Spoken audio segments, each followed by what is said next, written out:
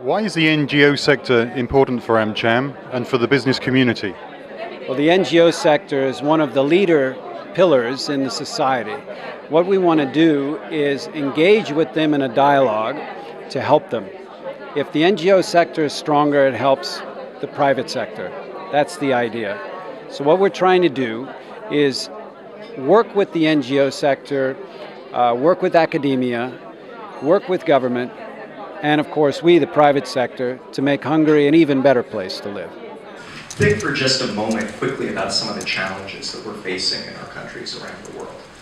The challenge of educating a new group of leaders, as Laszlo was talking about, in civil society, government, and the private sector, to ensure that we have strong, innovative societies and economies going forward. The challenge of addressing global healthcare crises.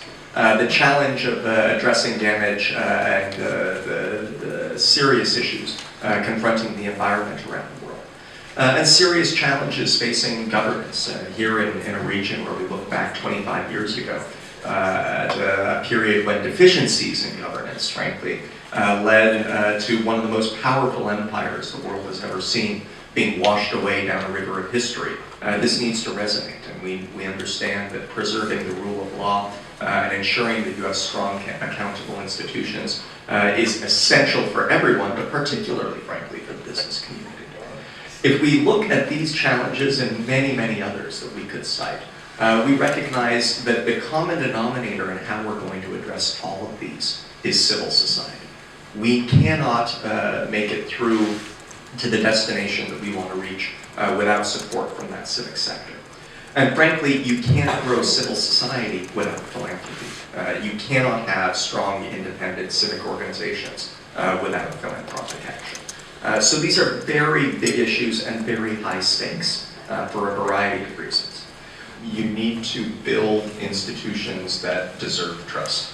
And that's true in the civic sector, it's true in the government sector, but especially in civil society, people need to have confidence in the organizations that are going to be at the core of that effort.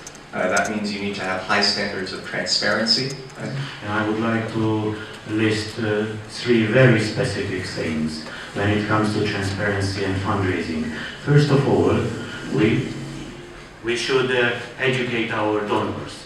We should let them know that we don't only need money for flashy and sexy projects, but we need to cover costs that help us to be transparent. We need a bookkeeper, we need lawyers, we need to produce reports, we need to be accountable, and maybe they are not visible activities, but very important to maintain public confidence in our work.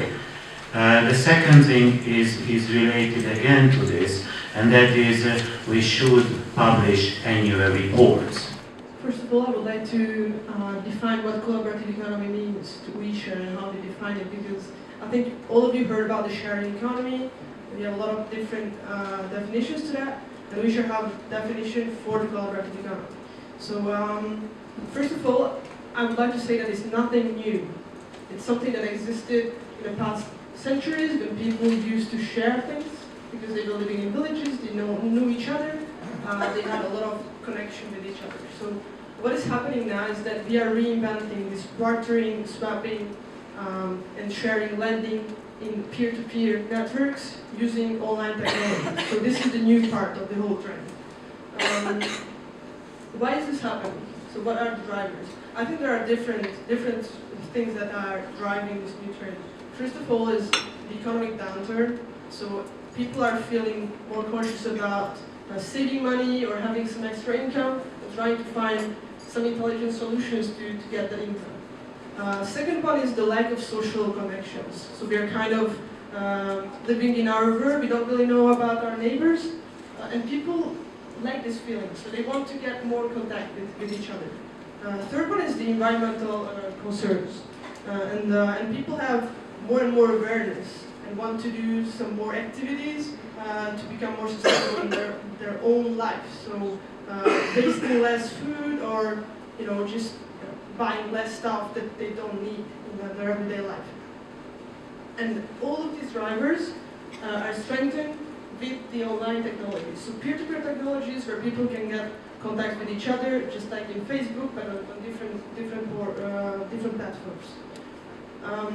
I think that entrepreneurs have a lot of impact in changing the ways how we consume, we produce, and how we finance our activities.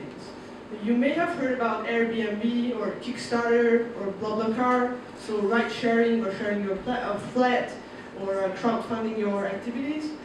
These initiatives are built by these entrepreneurs. And I'm not saying that they are social businesses, because they are just businesses building new consumer trends and reshaping how we think about ourselves and how we get in touch with our local communities. So basically it's an indirect impact, I would say. So people start to have more connections in their local communities, start to build trust with each other. So these have a lot of local impact. Airbnb, for example, is studying it in Paris, in San Francisco, in Barcelona, measuring how much local impact they can generate by using their platforms. And also, for example, Kickstarter a couple of weeks ago announced that they got more than 1 billion funding on their site. It means that people can finance each other using their platform. So it has a lot of positive, and I have to say, indirect impact. I think that you can see, and you do see, and I increasingly see here in the region, entrepreneurs that would consider themselves social entrepreneurs. And I'm not for a moment suggesting that every challenge or every societal problem can be solved with a for-profit motive, but the model is just a choice of tool. What really it's about is, how? How do I achieve that aim? How do I achieve that mission?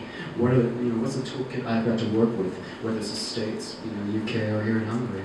And I think the smart change makers here, realize that, and I think it's about it's incumbent upon the rest of us as donors, NGOs, managers, and people trying to support these individuals and organizations to recognize that there is this subtle shift, and it's an important one. What are the main topics of the 8th Governance Workshop? The 8th Governance Workshop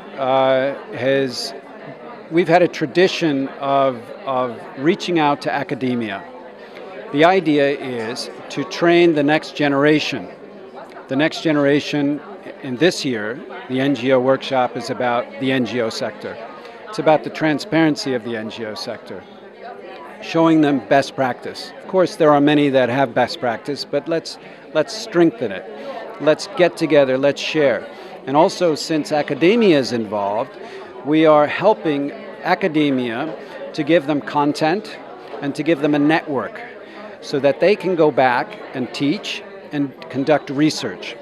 So what we have done here even is bring real-life examples, content for academia, for students, for other NGOs, to share experiences, and then that way people will learn.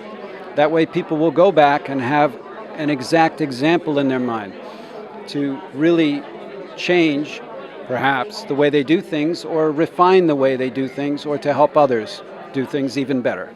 Again, the content and the network, that's why we're here.